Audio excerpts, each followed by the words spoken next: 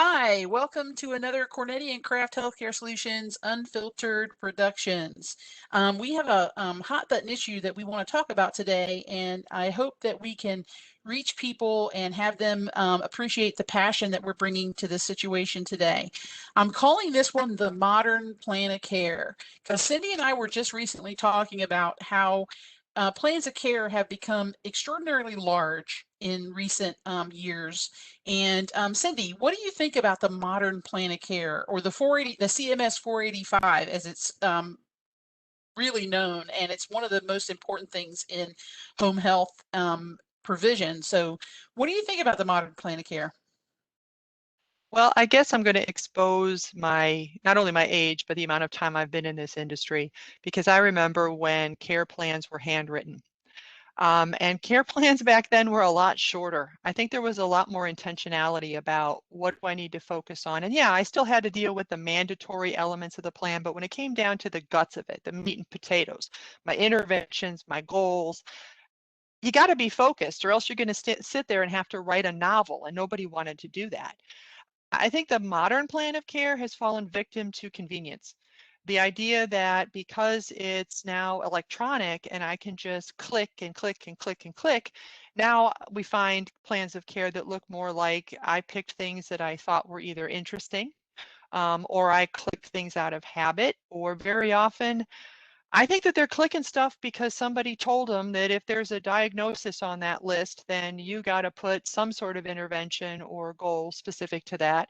And so this pseudo mandatory, obligatory things end up in there, that now we have a care plan that's, prints out at 3 pages, 4 pages, sometimes 5 pages.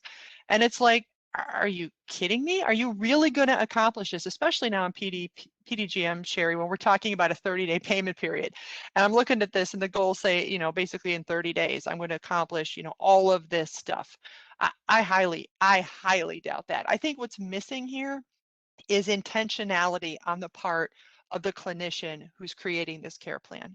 What are we really going to focus on for this individual? And I think, you and I've talked about this, Sherry, that we see it sometimes on the very next visit.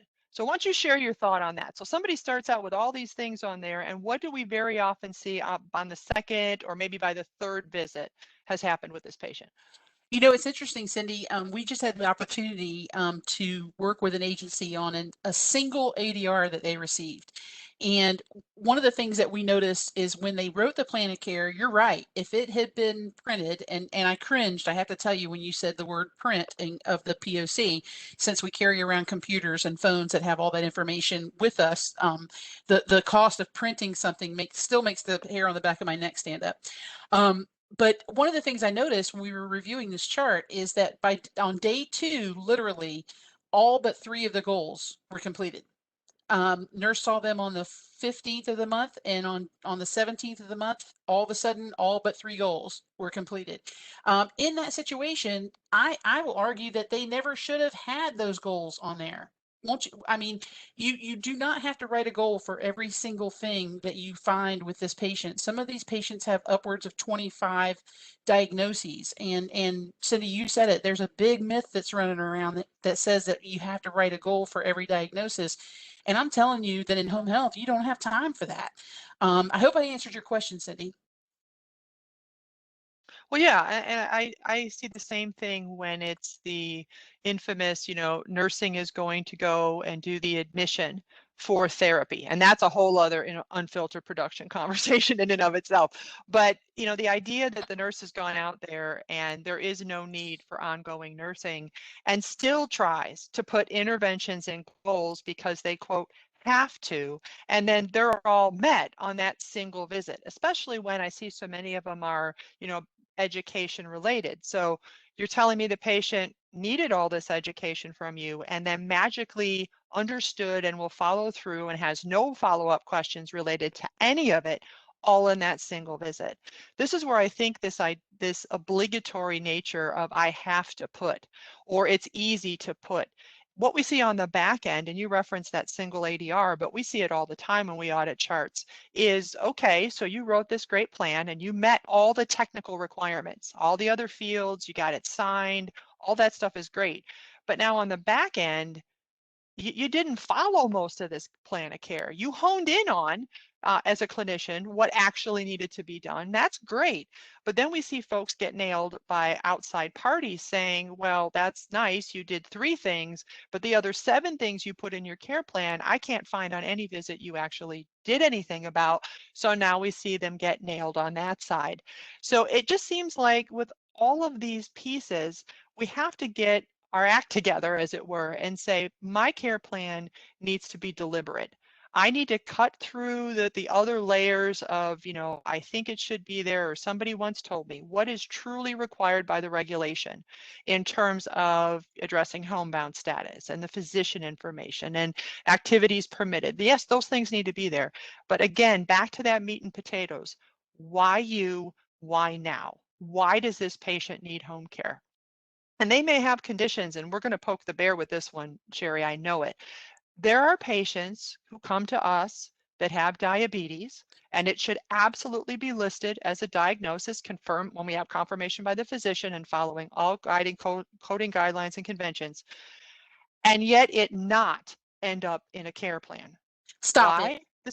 I Stop know, it. I'm going off the rails here. I'm going straight for the jugular with this, because if this patient, let's say, is managed by diet and their sugars have been a non-issue, okay, they know what to do, they know how to manage it, they know how to take care of it, they have been diligent, this is not a problem. Why on earth am I going to waste space in my plan of care about diabetes, and let alone click all the standard diabetes interventions that start teaching this individual stuff they already know, monitoring stuff they already do? So why would I put it there? I'm still, again, it's a diagnosis. They have it. I'm not going to take it out of the diagnosis list, but I'm not compelled to put it in my plan of care if it's not something that I'm going to be focusing on. Because what we understand is what goes in the plan of care when you're looking at the patient's diagnosis list as a whole is I'm going to speak to things either we are directly going to address as part of this plan of care, and the primary better be one of them. There could be some secondaries that also fall in that I'm going to actively treat and address. I also am going to speak to those that I think could become a significant issue over the course of care. But then there's going to be stuff on there that I'm But not going to wait, talk about. but wait, Cindy, that's the excuse that's used to get diabetes, that makes diabetes a mainstay or a house band in the plan of care, is that it could become an issue further down the line. So But I I'm think it with you. comes, I'm agreeing with you, but that's why we have verbal orders. If it does become an issue long term down the line in the third episode of care that we provide for that patient, then you can write a verbal order or add it to the research plan of care if it needs to be addressed at that point. I'm with you on leaving those things off of the plan of care that do not have that day-to-day impact that of the well, things that we're going to be addressing. Sherry, I'd say we need to use our clinical judgment. Okay. Somebody, yes, if I need to look at it in good faith and say you are completely managing your diabetes, could it go off the rails? Anything could go off the rails. I mean, if we're going to say that Exactly. anything could happen, then anything, one time they had a heart attack 10 years ago. Oh, I better put that in my care plan in case that happens again. Okay, that sounds like lunacy. But I can say right now the diabetes is stable. I don't see it as an issue. I don't have to do anything related to it. Yes, if something unexpected happens down the road, I can add it, but sticking it there because, well, it's diabetes, something could happen with that. Again, we've taken away or given up, depending how you want to look at it, our clinical decision making, our rational, experienced, skilled expertise that tells us this needs to be done or this does not need to be done. And I think, not trying to start a battle with the EMRs, but that convenience piece that they've created has allowed us to just passively go, oh, just put it on there anyway. Just do that anyway. I'll just add that anyway. Somebody told me I have to add that anyway. And we get burned on the back end. So it doesn't really add value to Right. a modern care plan. So what you're saying is a side effect of clickitis is giving away your clinical judgment. Yes, absolutely perfect summary. And now you're going to have to find me the ICD-10 code for clickitis. If it's not there, we need to get with Dee and tell her in the next update to the coding book, we absolutely need that to be put in there. You're not to hit a buzzword, but clickitis might be at epidemic levels. I'm just saying. I think so, but maybe it's like abnormality of gait, and somewhere along the line, a cure will be found, and then nobody uses it anymore. We sorry if we got a little bit too humorous at the end, and I hope that everybody enjoyed this version or this episode of Unfiltered Productions. Sometimes when we hit these passion points, it's nice to get a recording down so you guys can hear the things that we talk about behind the scenes when we get into these positions where we go, come on, guys, it's not about writing more, it's about writing smarter. If you have any questions, you can reach us at www.valuebeyondthevisit.com. And we'll be back soon with another edition of Unfiltered Productions with Cornetti and Craft. Thank you so much. Thanks, Cindy. You're welcome. All right. Bye, guys.